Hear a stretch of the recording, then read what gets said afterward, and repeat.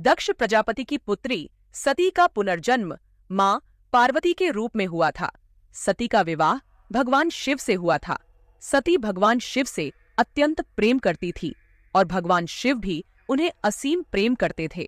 सती ने अगले जन्म में राजा हिमालय और रानी मैना की पुत्री पार्वती के रूप में जन्म लिया और मां पार्वती के रूप में सती ने फिर से अपने पति का साथ पाया। मां पार्वती चाहती थी कि वह सदा अमर सुहागिन रहे तथा इस जन्म में उन्हें भगवान शिव से बिछड़ना ना पड़े। वे और शिवजी सदैव एक साथ रहे। सदा अमर सुहागिन रहने की कामना लेकर एक दिन मां पार्वती ने भगवान शिव से अमर सुहागिन बनने का वरदान मांगा। महादेव, मैं अमर सुहागन रहने का वरदान चाहती हूँ ताकि मैं आपसे कभी बिछड़ ना सकूं। मैं सदैव आपके साथ रहूं। देवी, तुम्हारा प्रेम और समर्पण मुझे अत्यंत प्रिय है। तुम्हारी यह इच्छा पूर्ण होगी, परंतु इसके लिए तुम्हें कठिन तपस्या करनी होगी। प्रभु, अमर सुहागिन बनने का वरदान प्राप्त करने के लिए मैं कठोर से कठोर तप कर सकती हूँ। मैंने आपको पाने के लिए भी कठोर तप किया था, यह बात आप जानते हैं। मैं अमर सुहागिन बनने का वरदान प्राप्त करने के लिए कठोर तप अवश्य करूंगी। मुझे आज्ञा दीजिए स्वामी, मैं अपनी तपस्या में सफल हो सकूं। माता पार्वती को देखकर भगवान शिव मुस्कुराए और उन्होंने उन्हें आशीर्वाद दिया। इसके पश्चात मां पार्वती ने कठिन तपस्या करनी आरंभ कर दी। वे हिमालय की बर्फीली चोटियों पर बैठकर कठोर व्रत और उपवास करने लगी। देवता और आर्षि मुनि भी उनकी तपस्या को देखकर अचंभित हो गए। वर्षों बीत गए और मांवती की तपस्या में कोई कमी नहीं आई। उनके प्रेम और समर्पण ने संपूर्ण ब्रह्मांड को प्रभावित कर दिया। ब्रह्मदेव, देखिए मां पार्वती किस कठिन तपस्या में लीन है।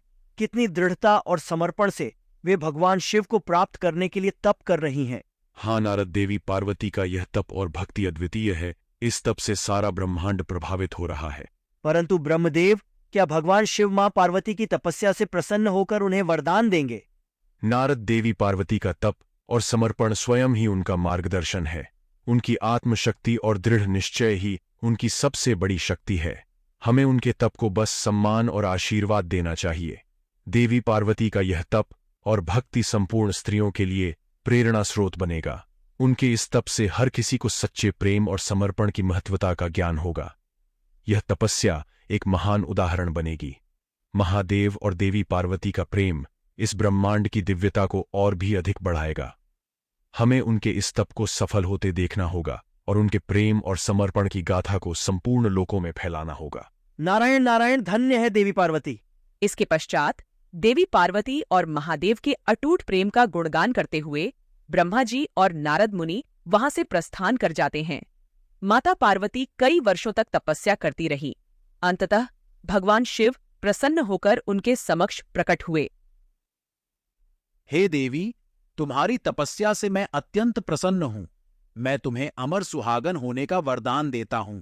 मेरे इस वरदान से तुम हमेशा मेरे साथ रहोगी। तुम सदैव अमर सुहागन रहोगी। आपका बहुत बहुत धन्यवाद प्रभु। आपने मेरी प्रार्थना को सुना और मुझे अमर सुहागिन बनने का वरदान दिया। मैं बहुत खुश हूँ स्वामी, आपने मेरी वर्षों की तपस्या को सफल कर दिया। मुझे अमर सुहागन बनने का वरदान दे दिया। पार्वती, अब तुम हमेशा अमर सुहागन रहोगी। तुम्हारा यह वरदान संपूर्ण स्त्रियों के लिए एक प्रेरणा बनेगा। इस प्रकार मां पार्वती अमर सुहागिन बनी।